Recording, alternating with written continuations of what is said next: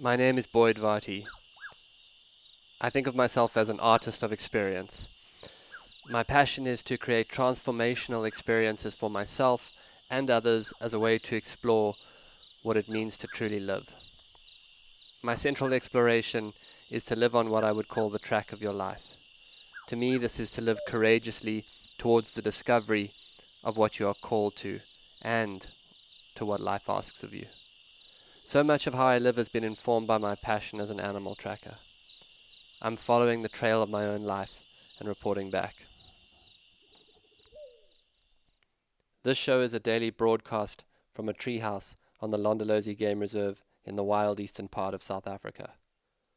Londolozi is a 14,000 hectare wilderness reserve adjacent to the Kruger National Park. The land is home to lion, leopard, rhino, elephant and buffalo, as well as a variety of other animals. I am your host, Boyd Varty. My goal is to spend 40 days and 40 nights alone in the wilderness to explore the archetype of the mystic in nature and hone my skills as a tracker. These are my daily stories. Day 21. Mystical Visitation. Journal entry. Waking up, I felt no motivation to get out of bed, so I just lay there in the cool morning air, feeling the day break. It's a beautiful way to wake, staring up into the branches, hearing the river, watching the sun creep across the land. I thought of all the years when I suffered from depression, when I would wake with a dreaded weight on me that I just did not understand. One only grows as a healer when you experience true transformation in your own life. You become faithful, a believer. And it's that belief that seems to infuse healing work with others with the possibility for change. I just took it slow, making coffee and just sitting around. In the mid-morning, I went running.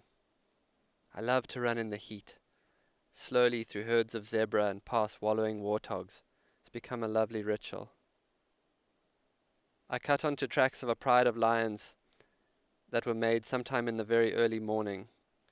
I took a little bit of time to get a sense of where they were going and decided that I would come back in the afternoon. It feels cathartic to me to run in the heat, to come back to the camp alone and drenched in sweat, to be quiet for most of the day, to be unrushed, unhurried, at peace. In my life before, I always had something to do. Now I'm doing what I'm doing, including occasionally not doing anything. After moving around, I sat down on the river's edge and went into meditation. I was sitting very quietly when the monkeys upstream lit up with alarm. Ow, ow, ow, ow, ow, ow, ow, ow, ow. They keep vigil for me in the trees around the camp, on constant lookout for predators. It's like having a totally organic alarm system. They were very clearly very agitated. I took my binoculars and tried to get a glimpse of them, to see where they were looking. Eventually, I was able to see one and follow his gaze. He was looking down almost towards the base of the tree he was in, probably about 60 meters away from me. The intensity of the alarming suggested proximity. Ow, ow, ow, ow, ow, ow, ow, ow, ow. I edged closer, scanning the bush below. A little closer, and then scan with the binoculars. Closer, scan with the binoculars. Trusting the monkeys would keep an eye on the danger, I kept looking between them and the terrain and where they were looking, trying to triangulate where the animal might be. And then I saw the perfect white flash of the back of a leopard's tail. The tail was lifted high in the grass, which is something leopards do when they've been seen. They raise their tails as if to say, yeah, you saw me, I acknowledge it. I've been waiting to see a leopard from the camp, and here she was. I was grateful to the monkeys for their alertness. I love the way the wilderness speaks. The leopard sprang onto a dead leadwood and stretched, and then began to sharpen her claws. From the log she glimpsed me and sprang off and slipped away with consummate ease. If one wanted to make an art form of the unexpected appearance or the elegant disappearance, you could study leopards. I remember once fighting a bushfire at night. I found myself on the faraway edge of where the blaze had burned through, leaving smouldering logs and smoke hanging in the air. The only light was a strange orange glow from the front of the fire, which was about a kilometer away.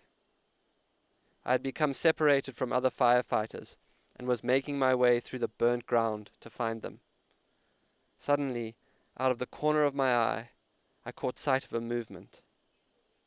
And then there, like an apparition, a leopard manifested in the smoke and glow of the fire. It was magically eerie. As the leopard moved, smoke that hung against the earth danced below it. Something in me became very still. And then, as suddenly as it had appeared, it was gone.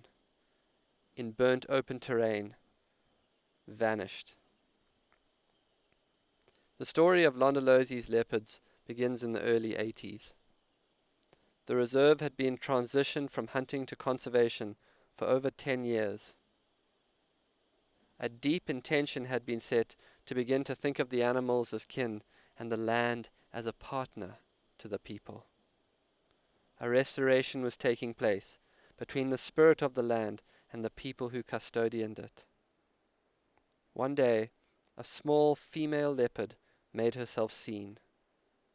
She stepped from the bush, and unlike any leopard before her, instead of running, she stood and allowed herself to be seen.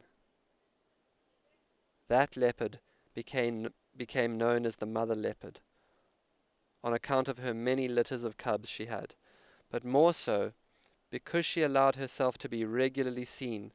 Londolozi became the place in the world to go and see wild leopards. And from her presence, the reserve grew from strength to strength. It was as if nature responded to a new relationship with the land, as if the mother leopard was an emissary from nature, coming out towards that intention.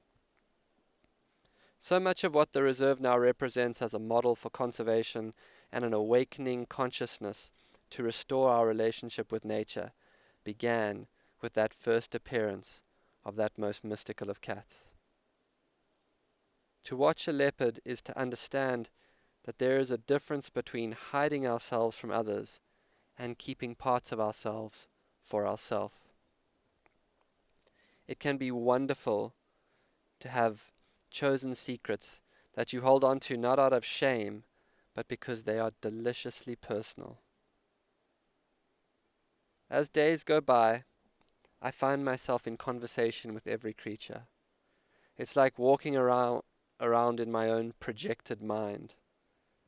It's as if my body is an avatar in the world of my soul, like I'm getting to know my nature by walking around in it.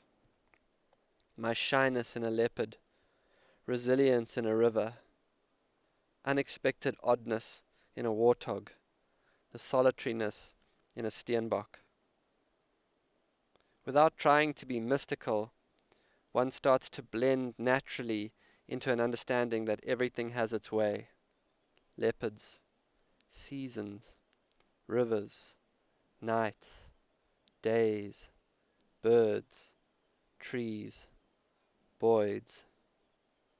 It's a great unmissable way, unfolding as it will. Civilization is nothing more than a clearing in the forest to that way. We are individually, fundamentally subject to that same unfolding intelligence. Life is, as my friend Andrew says. Or, be still and know that I am God. I like the way that Eckhart Tolle deconstructs that into be still.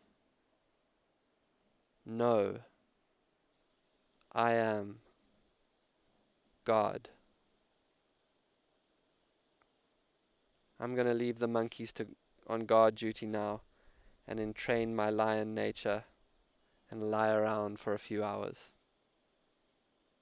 I hope you'll take some time to rest out there. 4-0, out. This has been another episode of the Track Your Life podcast with Boyd Varty. Follow us on Instagram at Boyd_Varty, Twitter at Boyd Varty. Visit Boyd's website at boydvarty.com or subscribe to this podcast in your favorite podcast player. Please rate and review this podcast so that more people can find and enjoy it.